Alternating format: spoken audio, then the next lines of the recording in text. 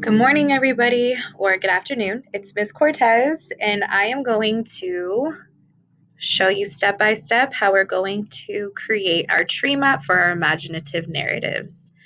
Now, I know that we also did this step in class before our school closed, but remember, it's important to refresh our memories. So if you still have the tree map in the writing part of your binder, go ahead and type in all of the elements into each specific category. Okay? If you'd like to make your tree map even better, or if you don't have your tree map, then go ahead and follow along closely. All right, for this assignment, you will need your circle map from yesterday. Looks like this, remember? And of course, your tree map. Now, Ms. Cortez, how do I find my circle map? Okay, so you're going to head into Schoology.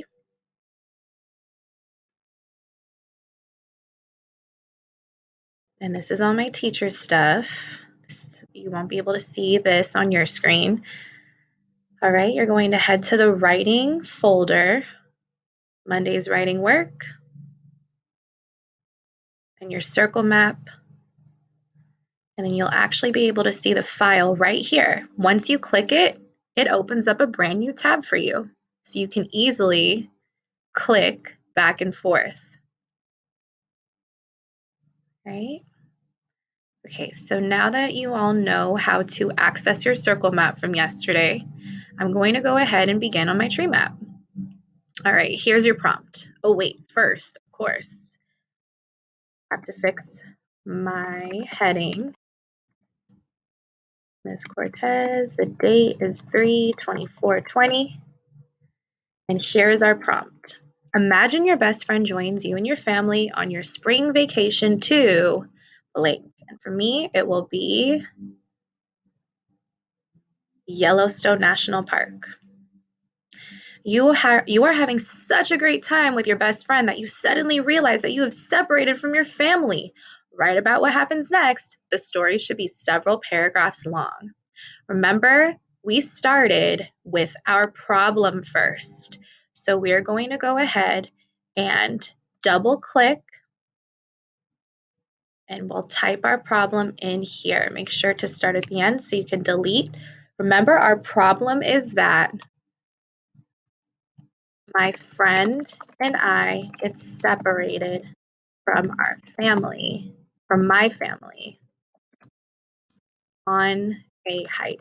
Just going to add that detail. Okay, there's our problem.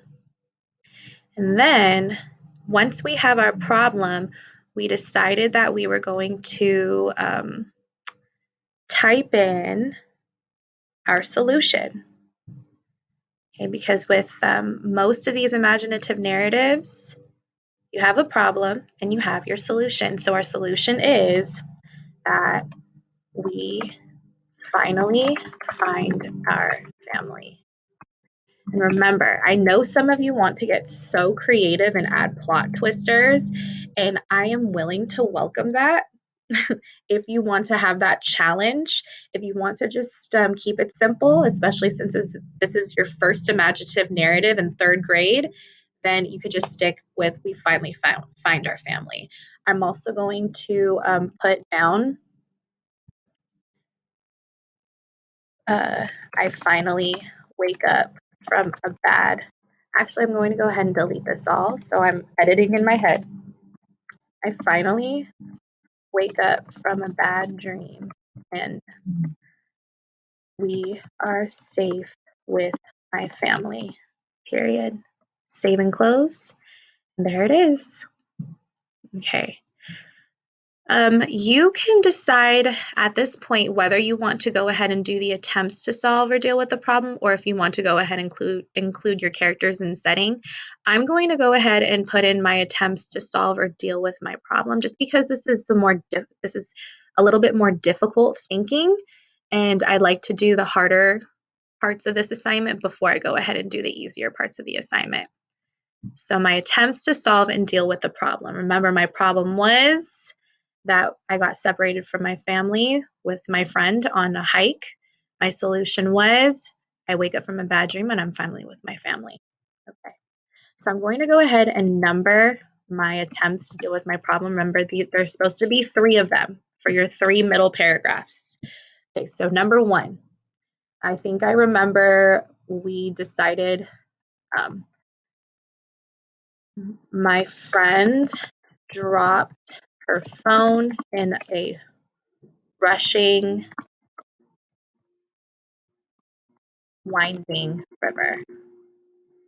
Okay, and I don't really like how this is taking up so much space. So I'm just going to go ahead and type it here, then just press enter.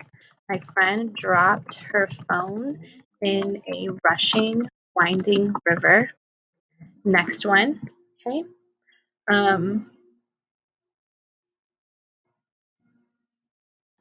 A stranger offered to help us. Okay, and remember all of the different ideas we came up with that one. That's an attempt to deal with the problem. And then the last attempt to deal with the problem.